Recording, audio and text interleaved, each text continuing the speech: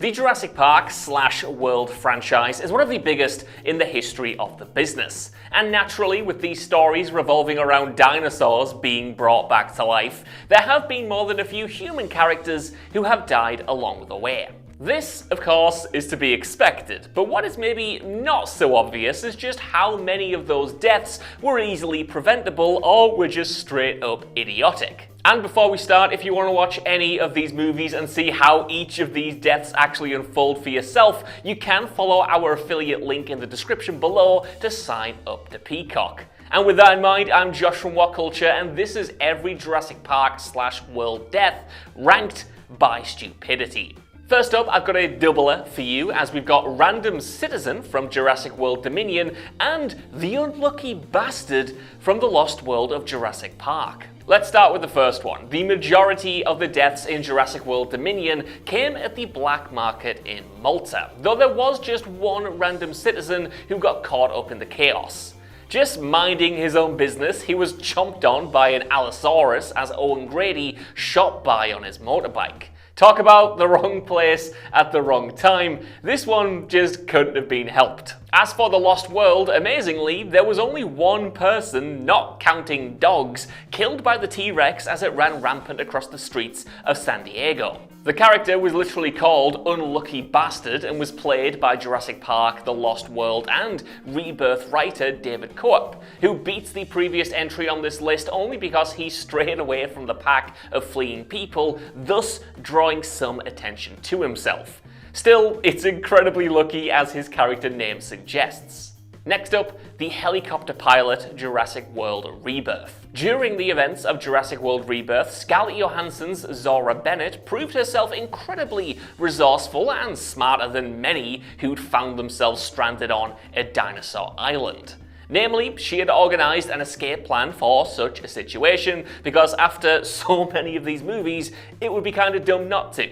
Said plan was that a helicopter would hover over the maintenance building on the island at the end of the second day after hearing no response from them over the radio. In theory, this is a great idea and might have actually worked had they been on Isla Sorna or Isla Nublar. The biggest and scariest of them all was, of course, the D-Rex, a monster behemoth that was able to just pick the helicopter out of the air with ease. Hovering at a height that should have been reasonably safe, there was just no way for the pilot to know what was hiding in the mist.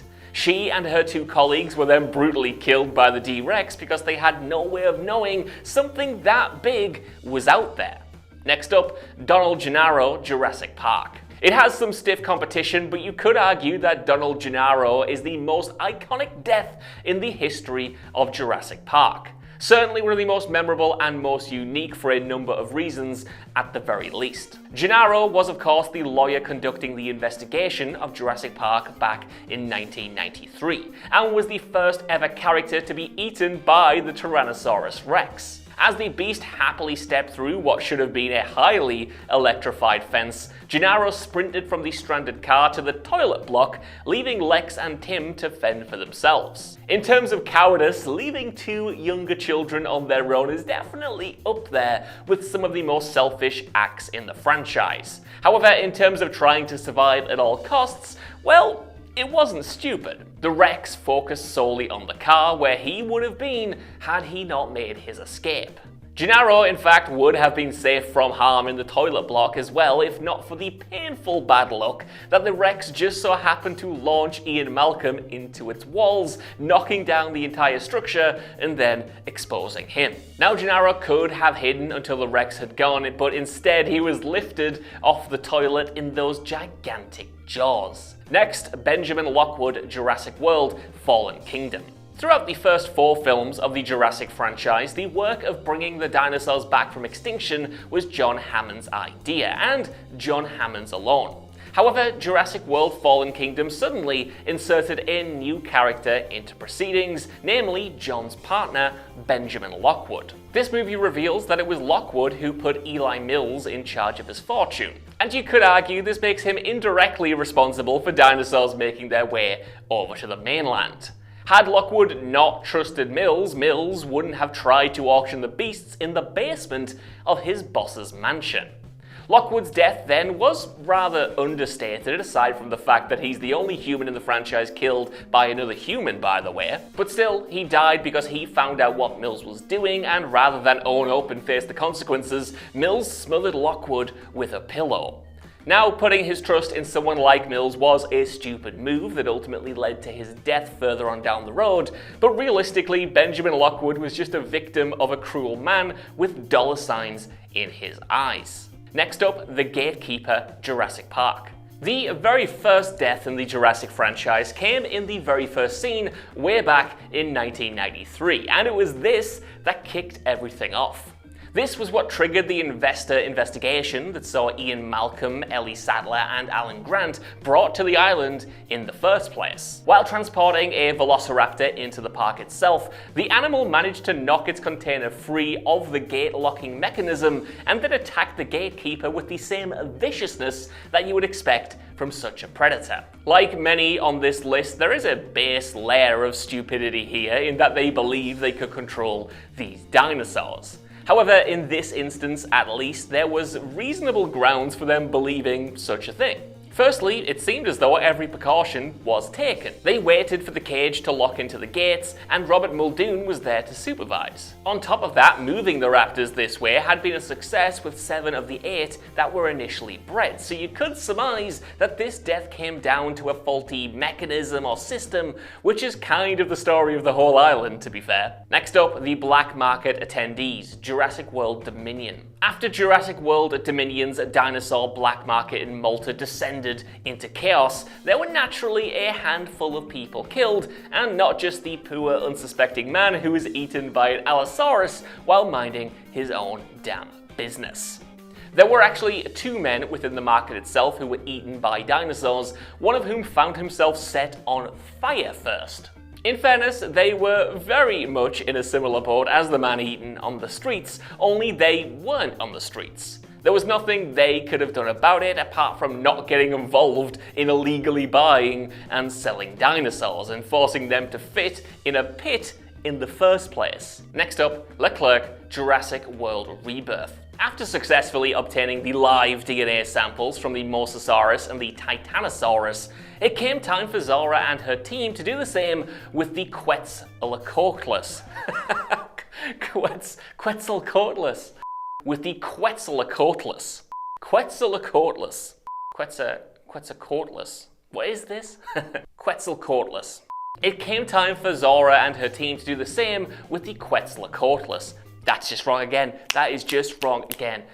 It came time for Zora and her team to do the same with the Quetzalcoatlus.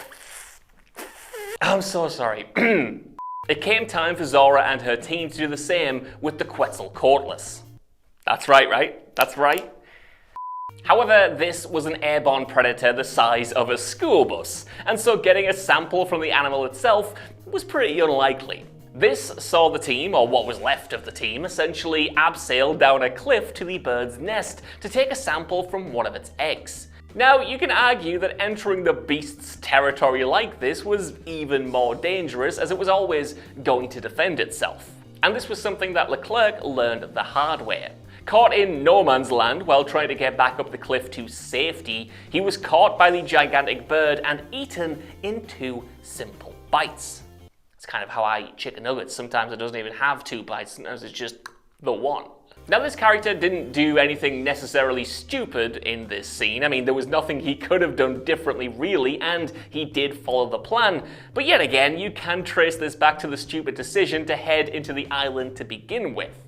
As Mahershala Ali's Duncan Kincaid put it so eloquently, no one was dumb enough to go where they're going, and this is why. Next up, Carter, The Lost World, Jurassic Park. As Peter Ludlow's stranded InGen mercenaries trudged along Isla Sorna looking for the communications building, they were attacked by the island's resident T-Rex. Cue the panic and dozens of people all trying to escape through relatively narrow and winding paths. Someone was going to get caught, and Carter was the man unlucky enough to lose his footing. He was trampled by everyone else around him before being stomped on by the Rex himself. Now, you could argue that he should have listened to Ian Malcolm's calls not to move, but you can't really blame someone for running away from a Tyrannosaurus Rex. No one was going to be level-headed enough to listen to advice that A, they had no way of verifying, and B, no one else around them was taking. Next up, the Mercenaries in the Long Grass, The Lost World, Jurassic Park. Now this is quite a similar entry to the last in that it comes in the wake of the T-Rex attacking the group on Isla Sorna in The Lost World, and comes just after the first poor guy was trampled to death. As they burst out from the trees and into the open clearing, the group headed straight into almost shoulder-high long grass. No one really thought about what might be hiding in there though, but it's fair to say that their minds were pretty much preoccupied with the gigantic T-Rex that was pursuing them.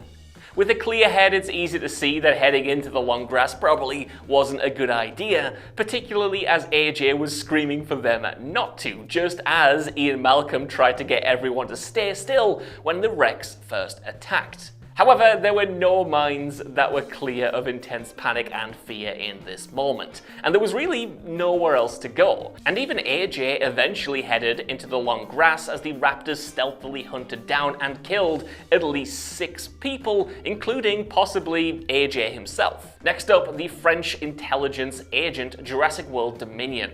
Yet again, we are back in the chaos in Malta, though this time the attacking dinosaurs were coordinated and following orders, rather than just eating whoever happened to cross their paths. The dinosaurs in question here were the Sojourner Santos's trained Atrociraptors. Said dinosaurs, who saw far more screen time in Jurassic World Chaos Theory than in Dominion, were trained to follow Santos's orders based on a triggering light, as the Indoraptor was shown to do in Fallen Kingdom. And in theory, this could have, and probably should have, been some of the most dangerous set of dinosaurs in the history of the franchise. However, though one of Barry's French intelligence colleagues was taken down by them, as soon as the attack order was given, they were also tasked with hunting down Barry himself, Claire Deering, and Owen Grady. The only success they saw was in this unnamed agent, as the other 3 escaped relatively unscathed, so maybe that is quite telling, or maybe he was just the unlucky one. Next up, Lewis Dodgson, Jurassic World Dominion. As a villain, Jurassic World Dominion's Lewis Dodgson left a lot to be desired. His ties to the original park, in that he was the one behind Dennis Nedry's sabotage, were criminally underexplored, and for lack of a better word, the character was just rather boring. Essentially, he was yet another person with more money than sense who believed that he could control dinosaurs and was ultimately proved fatally wrong. Granted, he may have done a better job than most, but no matter how many electro signals he could send to the creature's brains, surrounding himself with dinosaurs was just a dumb decision. His death, then, was always an inevitability, in that no one expected him to get out of Italy alive, and though there was a certain ironic and poetic justice at being killed by a Dilophosaurus, the same animal that killed Nedry all those years ago, his death scene was rather understated. Dinosaurs got free, as was to be expected at some point, and in trying to get to safety, Dodgson's escape route was cut off. Yes, surrounding himself with the dinos was never going to end well, but in terms of the specifics of his death, there wasn't too much else he could have done. Next, Martin Krebs, Jurassic World Rebirth. In Jurassic World Rebirth, Martin Krebs followed in the footsteps of Eli Mills from 7 years earlier as the stereotypical evil businessman.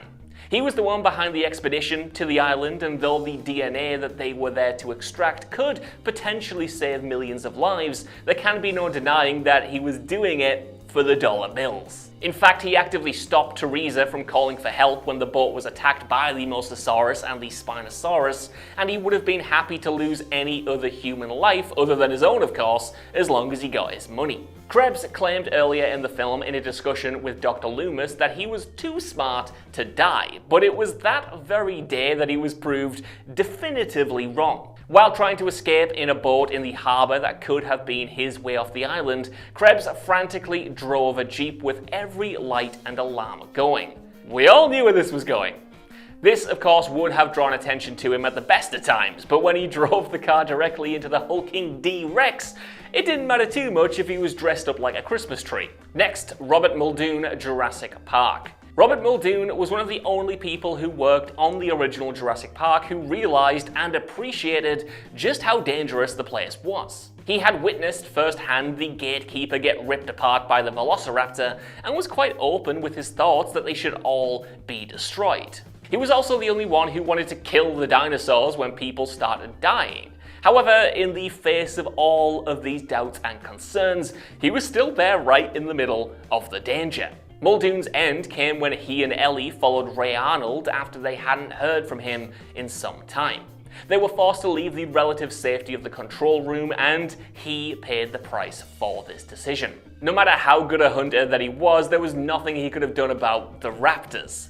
They attacked in exactly the same way that Alan Grant explained to the terrified child at the beginning of the film, with precision, cunning, and ruthlessness. Ultimately, Robert Muldoon is a character that begs the question, is it stupider to be completely ignorant of a dangerous situation, or to fully appreciate the impending doom and do nothing to remove yourself from it? Next up, Udesky, Jurassic Park 3. Like Robert Muldoon before him, Udesky, who was on Isla Sorna as part of the team put together to find Eric Kirby in Jurassic Park 3, was lured into a trap by a pack of velociraptors smarter than most would give them credit for. At the very least, Muldoon had training and an appreciation and a healthy respect for the animals, as well as a weapon, of course, to try and defend himself, whereas Udesky was more of a booking agent for the Mercenaries, and was only on the island himself because one of his guys got sick and couldn't make it. So yeah, maybe he should have found someone else, or maybe just sit this one out, guy. Next up, the Pterosaur attack, Jurassic World. When the Indominus Rex first escaped confinement in Jurassic World, Simon Mizrani argued that this was always an eventuality, and that the very park itself was built with the knowledge and confidence that they could handle such a thing. As it turns out though, Jurassic World's emergency measures left a lot to be desired. As a precaution, they brought everyone back to the main promenade, which essentially gave the Indominus Rex one big heat signature to hunt, and made them all sitting ducks when the pterosaurs attacked. There were over 20,000 guests at Jurassic World that day, and it was proven that the systems in place couldn't keep any of them safe. With all of them crowded in one place, a simple PA announcement told them to get shelter due to a containment anomaly, essentially declaring every man for themselves. Unsurprisingly, there was chaos, and safe shelter would have been found only by a tiny percentage of the visitors. The birds attacked and killed an immeasurable number of people thanks to the genius idea of gathering everyone together. Mizrani was confident that the park could handle an emergency situation, but he couldn't have been more wrong. Next up, Gunnar Eversol, Jurassic World Fallen Kingdom. Gunnar Eversol, played by Toby Jones, was the business partner of Eli Mills and the man who ultimately led proceedings as he auctioned off the dinosaurs to the highest bidders. It goes without saying then that this was one of the stupidest ideas of all time on multiple levels, and Gunnar's death was all but an inevitability as soon as he agreed to take part, though the exact circumstances of his death came down to the idiocy of someone else. See, Eversol actually managed to sneak past the escaped Indoraptor as it was feeding and made it to the lift that could have sent him to potential safety. There he saw 3 attendees of the auction, but instead of just pressing the button to send them up, he threw a woman into the middle of the lift and took her place. When she saw the animal feeding though, she screamed. Now call this instinctual if you must, but there was no denying that this was a stupid move. This, and this alone, alerted the Indoraptor to a presence in the lift. Though they did manage to get the doors shut in time, bad luck saw the raptor just so happened to break the mechanism with its tail, leading to the doors opening anyway, and the easiest meal that it would score all day. Next up, Ray Arnold, Jurassic Park. During that fateful trip to Jurassic Park, after Dennis Nedry had shut down the security systems around the island as part of his bid to steal the dinosaur embryos, Ray Arnold was forced to reboot the entire thing.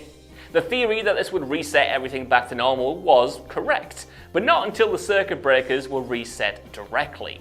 It was then that Arnold headed to the maintenance shed across the compound where the breakers were located, but before he could get to them, he was, of course, mauled and killed by a velociraptor off-screen. This is just another in the long line of poorly thought out decisions that made Jurassic Park such a dangerous place. It may have been a last resort, but it was clearly a possible eventuality that the system would have to be rebooted and the circuit breakers reset.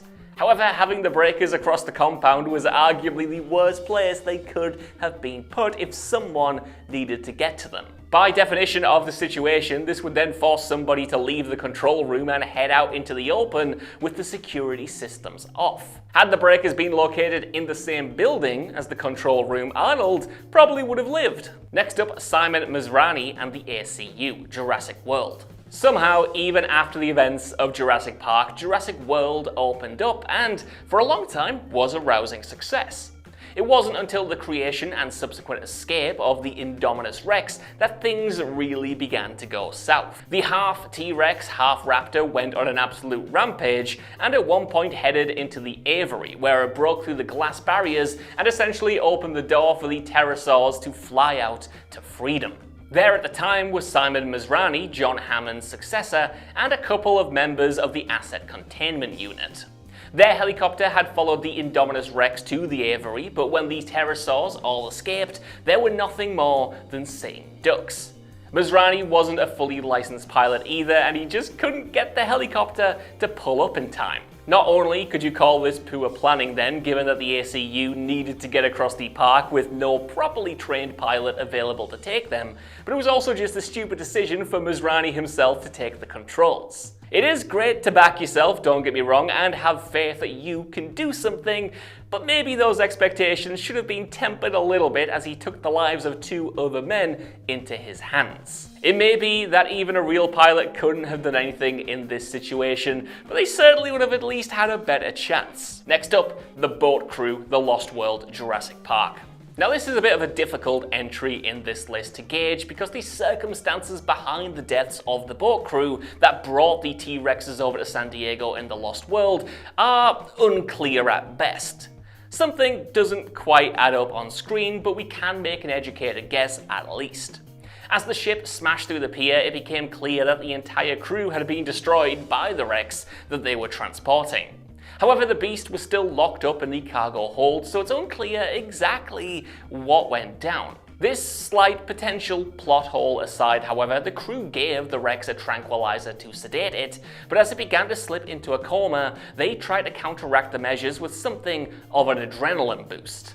The problem is that they didn't know the correct dosage, and so, in Sarah Harding's words, they turned the greatest predator the Earth had ever seen into a locomotive. The Rex certainly didn't need any help hunting already, particularly when defending its offspring, but the crew didn't exactly do themselves any favours here. Next, Eddie Carr, The Lost World, Jurassic Park.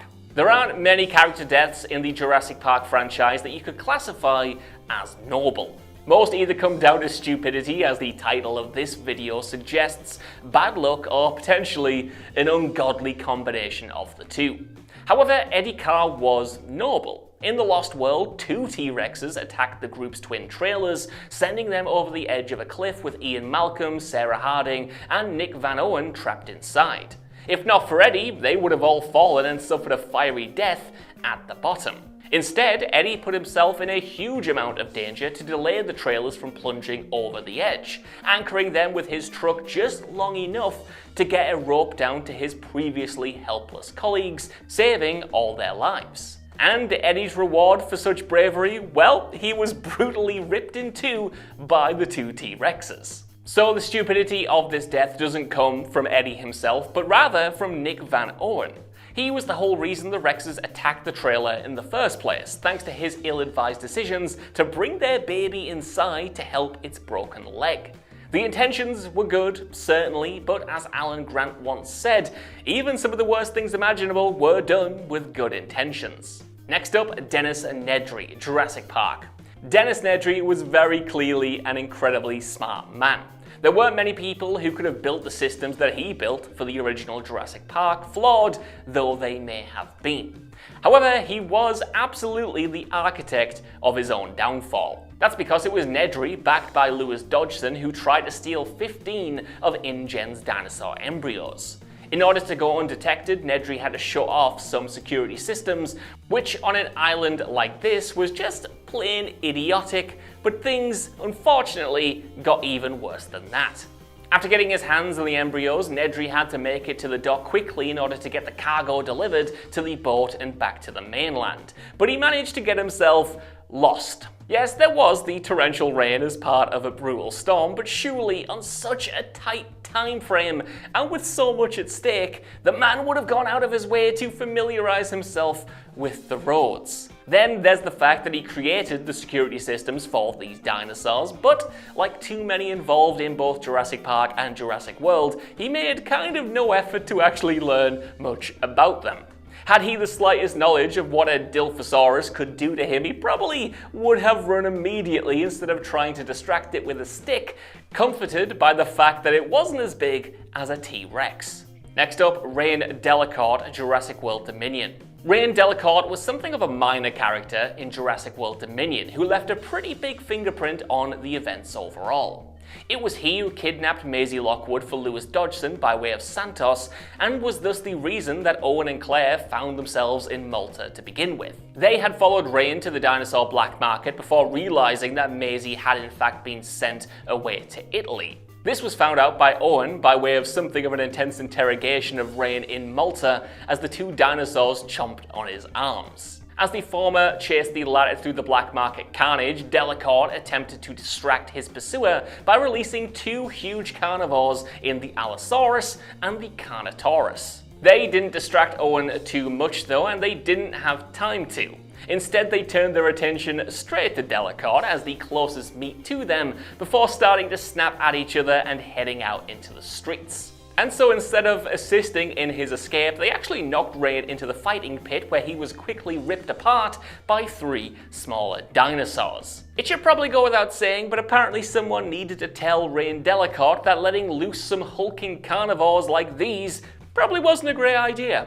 Next up, Peter Ludlow, The Lost World Jurassic Park. Had John Hammond perished back in 1993, as he did in the original novel, the fact that he was the one who brought the dinosaurs back to life in the first place probably would have guaranteed him a top 5 place on this list. His successor as head of InGen operations, though not quite on the same scale, is in a similar boat though.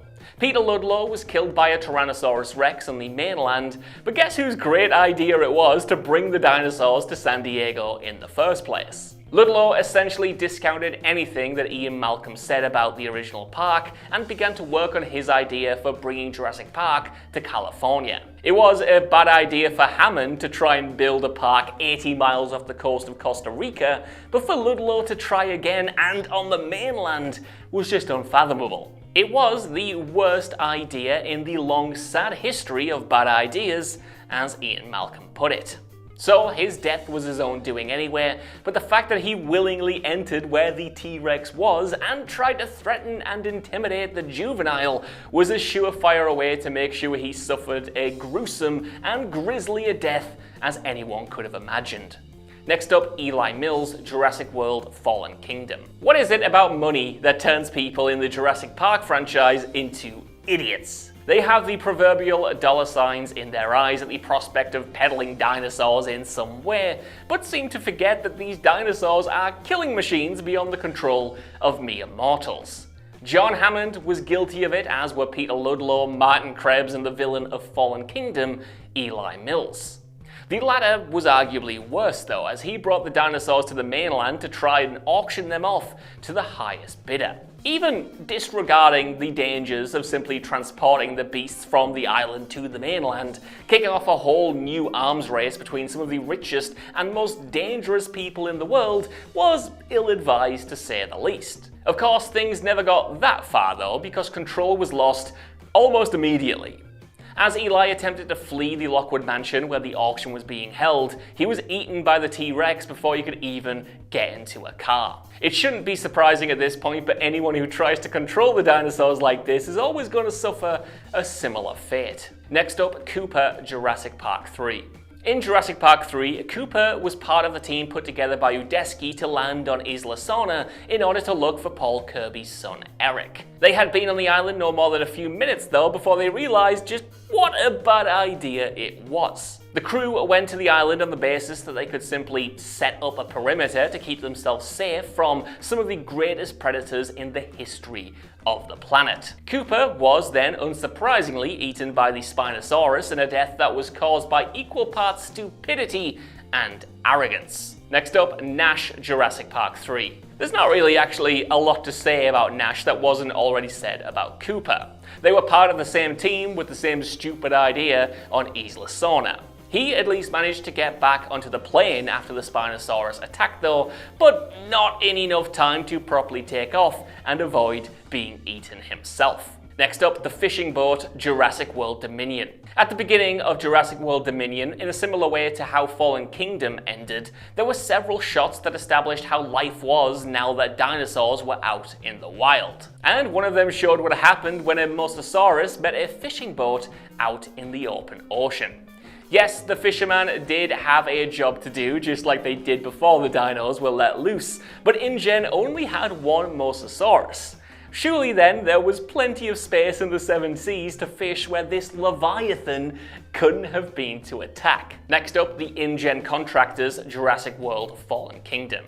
So, here's the scenario. You're trying to escape from a mansion currently housing a large number of dinosaurs, many of which are ruthless killers. You begin to hear a rumble from inside that sounds like it could be a herd of said dinosaurs heading towards you. My question is, at this point, would you run like hell to get to safety, or just stand around like an idiot and wait to see exactly which kind of dinosaur was about to either eat you or stomp you to death? While most would probably go with the former, the two InGen contractors who were helping Eli Mills escape the Lockwood mansion opted dumbly for the latter. And for their lapse in judgment, one was carried off and dropped from a great height by a Pteranodon, and the other was trampled underfoot. Next up, Nina, Jurassic World Rebirth. When the Indominus Rex escaped from its containment at Jurassic World, it was able to camouflage itself against the trees to stay hidden. Similarly, the Raptors and the T-Rex, to a degree, were able to conceal themselves well enough to attack without first being seen. This was also something one of the Spinosaurs was able to achieve in Jurassic World Rebirth, though not through any special ability or particular skill. Instead, the huge animal was allowed to attack undetected simply because its ultimate victim wasn't paying enough attention. After the Spinosaurs and the Mosasaurus attacked Zora's team, the survivors made a panicked mad scramble for dry land. Nina, one of the crew brought along by Duncan, made it safely onto the beach, but was ultimately attacked and killed by a Spinosaurus that was lying on the sand. Now, the dinosaur, as mentioned, wasn't using any camouflage techniques, it was just a similar colour to the rocks around it. Sure, the audience could be tricked, but from the angle that Nina approached the beach, she would surely have been able to notice that this specific pile of rocks had a head and some pretty gnarly teeth. Nobody, of course, is ever going to be in this situation in real life, but if they were, you'd like to think that they would notice a 15-foot tall dinosaur just snoozing on the beach. Next up, Enrique Cardosa, Jurassic Park 3. In the Lost World Jurassic Park, the owner of the boat taking Ian, Malcolm and co. to Isla Sorna knew not to get too close to the island.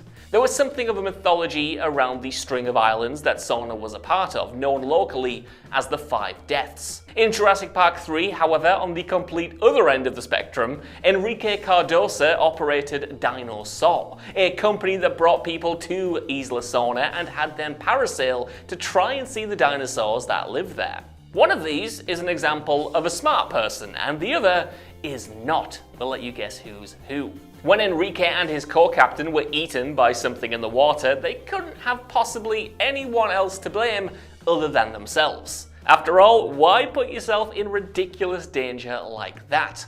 They said they were going to get their customers close but not too close, but were too dumb to realize that they were already way too close by the time they even said those words. Next up, Ben Hildebrand of Jurassic Park 3. If the people who ran the dinosaur business were stupid, what about those who paid them good money to take them on such an unnecessarily dangerous trip? Ben Hildebrand not only put his life in danger, but also the life of his stepson by going on an idiotic parasailing trip to a dinosaur-inhabited island.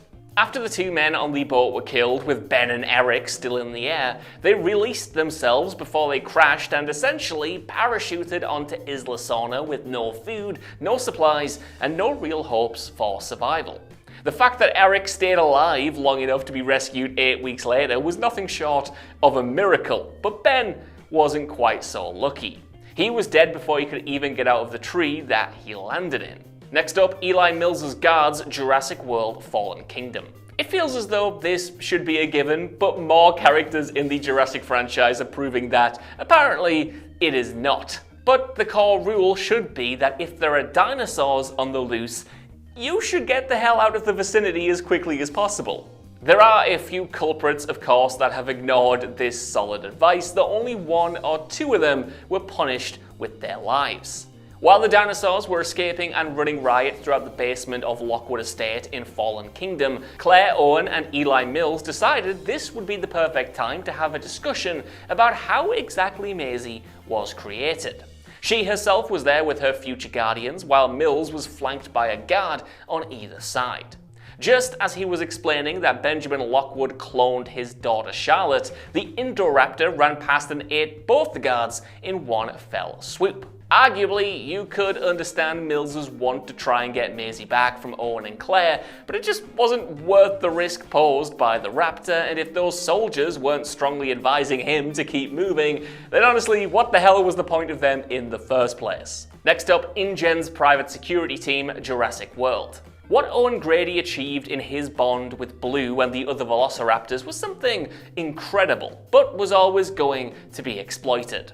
Having the most dangerous creatures in the history of the world able to follow orders was always going to attract the interest of people like Vic Hoskins. He wanted to bring Owen's skills and transfer them onto military applications, and he got his chance to put his theory into action when the powers that be were desperate to bring down the Indominus Rex. They actually free the raptors to try and bring down that beast that, as it turned out, ended up being part raptor itself. Now, it would have been a bad enough decision to let them loose at the best of times, and it was idiotic that nobody knew what the Indominus was even made up of to begin with. Add those two things together and this plan was always going to end badly. The raptors immediately looked to the Indominus as their new alpha, and to the surprise of absolutely no one, turned on Hoskins' team and did what they did best. Out in the wild like that, they didn't stand a chance. And speaking of, next up, Vic Hoskins, Jurassic World. The same decision that killed Hoskins' team ultimately came back to bite the man who made said decision in the first place, Hoskins himself. With the raptors free, no one was safe, and Blue ultimately showed Vincent D'Onofrio's character why he was so wrong. He had already seen his team slaughtered, but was still undeterred from using dinosaurs as weapons. However, when he came face to face with the raptor he thought he could control, his attempts to calm it down went like you would expect. It turns out that saying "easy boy" to a hungry raptor with prey in its sights doesn't make a scrap of difference. Who knew? Next up, Ken Wheatley's Soldier, Jurassic World Fallen Kingdom. Continuing the time-honoured cinematic tradition of having an expert at hand and then completely ignoring every single thing they say in Fallen Kingdom was Ken Wheatley. The man in charge of getting dinosaurs off Isla Sorna didn't care what Owen had to say about Blue, despite him literally being the authority on velociraptors, specifically this one.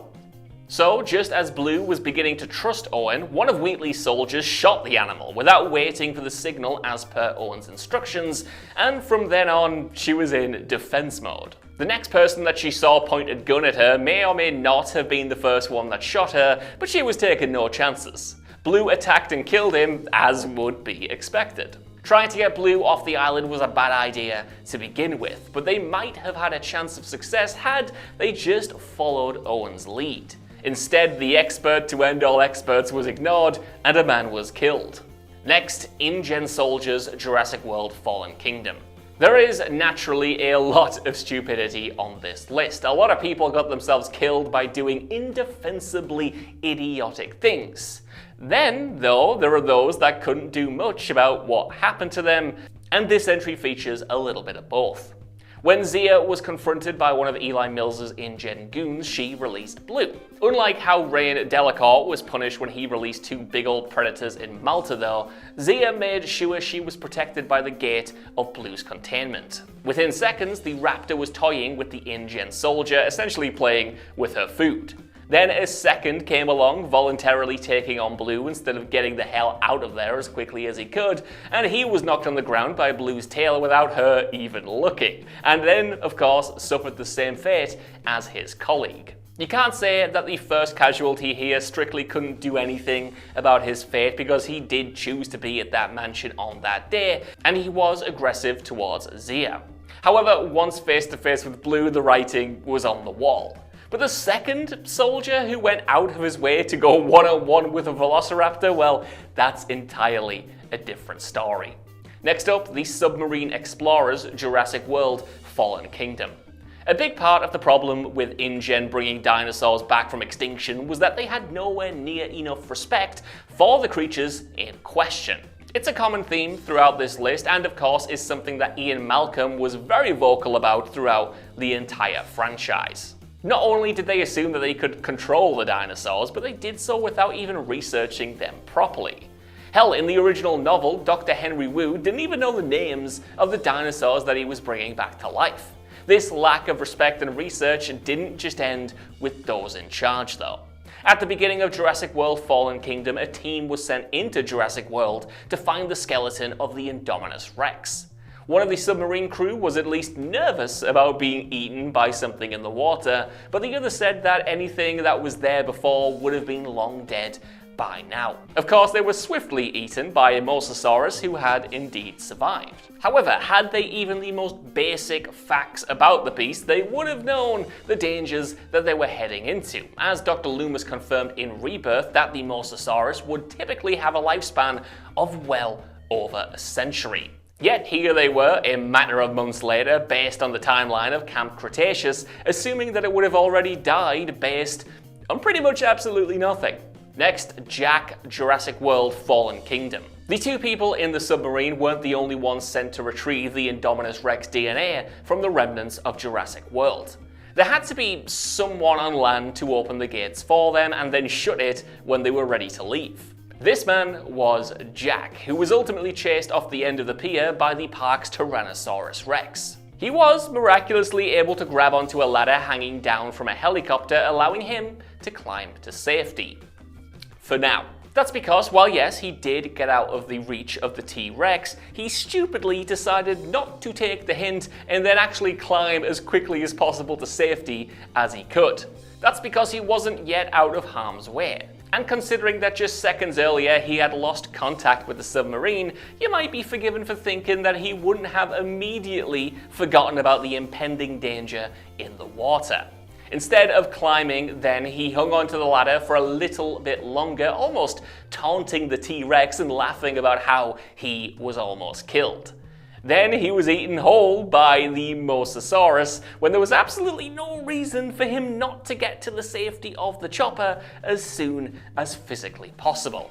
Next, the Asset Containment Unit Jurassic World. When the Indominus Rex escaped from its captivity, Simon Mizrani believed that the park's Asset Containment Unit could apprehend the beast, even though Claire had already explained that it had grown much bigger than anticipated. The truth was that they were always in no way prepared for their task. 10 members of the ACU initially went out into the wild to take down the Rex, though any chance they might have stood went out the window at Mizrani's insistence to use non-lethal weapons. People had already died at this point, by the way, and every one of the 20,000 plus visitors were now at risk, but he refused to have the dinosaur killed. When he had spoken to Claire about the park earlier in the film, before anything was going wrong, he put on the facade that he only cared about the visitor experience and not the silly money. John Hammond never once mentioned cost to him, he said. However, when things got real, he was more concerned with protecting his $26 million investment in the dinosaur. Apparently, human life isn't worth that much, and aside from risking literally every human on the island, as well as all of his other expensive assets, sending those 10 people down to take out the Indominus Rex with non-lethal weapons was as good as signing their death warrants himself. Owen could see it coming a mile off, but no one listened, and they just never stood a chance. Next up, Bobby Atwater, Jurassic World Rebirth. The majority of people on the mission in Jurassic World Rebirth were there to bring back the dino DNA and potentially save lives, though there was undeniably a monetary factor as well. However, Bobby did a poor job at hiding just how excited he was at the prospect of actually hurting the dinosaurs. He was enthused by the weapons that they had and what they would do far beyond the realms of pure self-defense, and when the Spinosaurs did come toward the board, he couldn't break them out fast enough. Bear in mind, these are the same dinos that saw Ruben's board and then left them alive to tell the tale, and there was no reason to think that the same might not happen a second time. Instead, Bobby exposed himself on the side of the boat, not like that, to fire off his weapon, not like that, at the beasts, damaging and deterring them as much as he would have with a water pistol or something else, not like that, in his hands. Unsurprisingly, he was the only casualty of that attack. Everyone else made it to the island in one piece, though Nina didn't last too much longer as we've explained, and had he just been patient and not been so determined to fire on the dinosaurs to begin with, he may have survived as well. This guy played way too much 2-Rock if you ask me. Next up, Dieter, the Lost World Jurassic Park. Plenty of people on this list have been killed because of their distinct lack of respect for dinosaurs, but this character took things to another level entirely. This wasn't just disrespecting arguably the most dominant species the world has ever seen, this was going out of his way to needlessly antagonize them. As the title may suggest, Isla Sorna was just that in the Lost World Jurassic Park, a lost world. An island of dinosaurs left to flourish on its own without any human interference, and as such, even the smaller creatures like the Compies showed no fear when faced with InGen soldiers. And this seemed to puzzle Dieter, who was at one time Roland's number 2 on the mission. After being told that the dinosaurs had no reason to fear man, he shocked one with his taser. Though this may have painted something of a target on his back, it wasn't the dumbest thing he did that led to his own death. That's because as the group took a break, he decided to go off for a toilet break by himself, which is idiotic in its own right considering the situation. He told Carter where he was going, admittedly, but didn't wait for a response and didn't check to see whether he was heard, which of course he wasn't. When the dinos attacked him, then he literally had no one but himself to blame. Next up, Ken Wheatley, Jurassic World Fallen Kingdom. For every rich idiot wanting to play God, there's always someone with a gun who is just as delusional, thinking that they can control the dinosaurs in a more literal sense. Whether it's Vic Hoskins, Roland Tembo, or Cooper, they all found themselves just as out of their depths as each other. This type of thug in Fallen Kingdom was Ken Wheatley, who was in charge of the operation to remove the dinosaurs and bring them back to the mainland. And in fairness, he did a better job of this than in The Lost World, but he still made a fatal mistake. Whenever Wheatley took down a dinosaur, he took one of their teeth as something of a trophy. With a literal handful of the things, he wanted to add one of the Indoraptors. So he shot the monster with a couple of tranquilizers and then went to get what he felt he had earned. The problem? Well, like most people, he didn't know anything about these beasts, including what kind of dose would put the raptor down. He voluntarily entered the cage of this abomination to grab its tooth and was, of course, ripped to shreds. Even if the tranquilizer had worked to begin with though, which it obviously didn't, he would have had no idea how long the effects would have lasted, so either way you spin it, this was just arrogant and dumb. Next, the Paddock Supervisor Jurassic World. The escape of the Indominus Rex has been referenced several times already throughout this list, but here is the moment itself, taking its place right near the very top. And that's because there is a magnitude of stupidity involved here on multiple levels. First, they had enough trouble predicting the behavior of real dinosaurs, or as real as they could make them, but to splice two species together was just asking for trouble. They didn't understand the Indominus Rex, they didn't know everything that it could do, and it grew much bigger than they ever expected it to.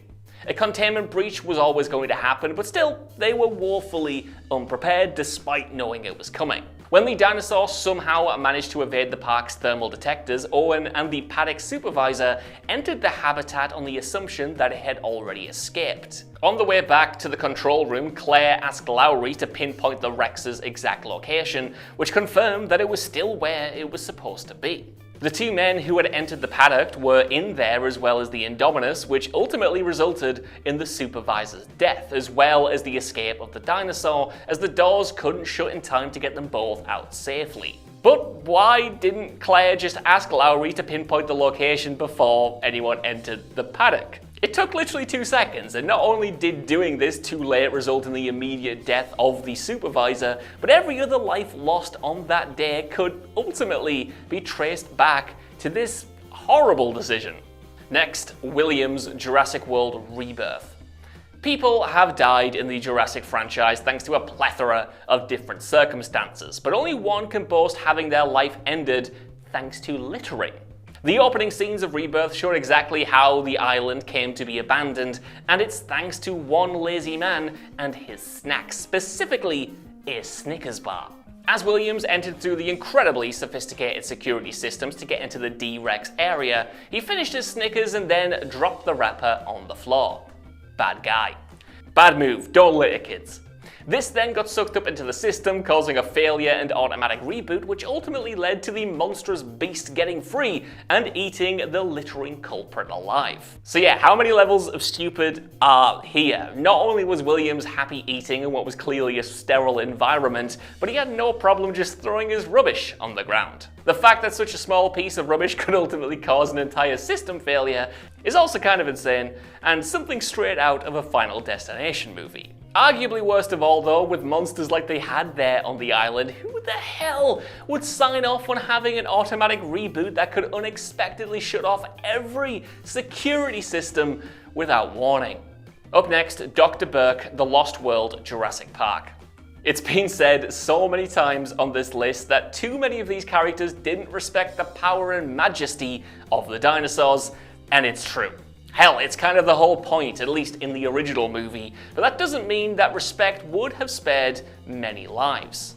Take Dr. Burke, the long-haired paleontologist hanging around with InGen's crew in the Lost World. He knew how dangerous these beasts were, and yet here he is at the very top of this list. When the T-Rex chased the crew through the jungle, those who weren't smushed or killed in the long grass took shelter in a small alcove behind a waterfall. The Rex was close enough to lick them, but couldn't quite get its enormous jaws at them. It was clear then that they were safe so long as they stayed still, at least for the moment. Then Dr. Burke felt a snake land on his shoulder and, in trying to shake the thing off, waltzed straight into the T-Rex's mouth. People don't like snakes, I understand. I don't either, and it's understandable not wanting one underneath your shirt. But if the choice is that or being ripped to shreds by the most powerful predator that ever lived, you bet your damn ass that snake is allowed to wriggle its way all over me. You can do whatever the hell it wants. Whoa, that was a big one. That's our list on the dumb Jurassic Park deaths ranked by stupidity. And if you want more content like this, click one of the videos on the screen right now for even more of them. It's been a long recording session.